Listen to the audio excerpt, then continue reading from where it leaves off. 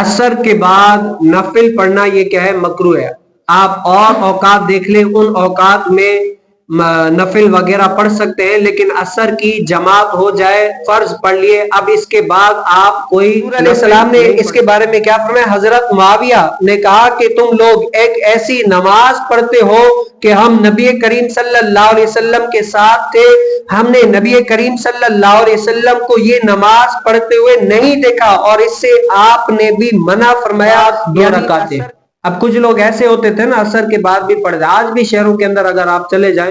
तो असर की फर्ज के बाद लगे रहते हैं। अगर आप उनको मना करो तो कहते हैं हम कौन सा गुनाह वाला काम कर रहे हैं, हम तो नमाज पढ़ रहे, नफिल पढ़ रहे हैं, अल्लाह ताला की खुशनुदी हासिल करने के लिए नमाज में है, अब उससे भी आप मना कर रहे हैं। तो हजरत सैयदना मुआविया रदियल्लाहु ताला अन्हु ने ये खुद हदीस मुबारक रिवायत करके फरमाया कि इससे नबी करीम सल्लल्लाहु अलैहि वसल्लम ने मना फरमाया।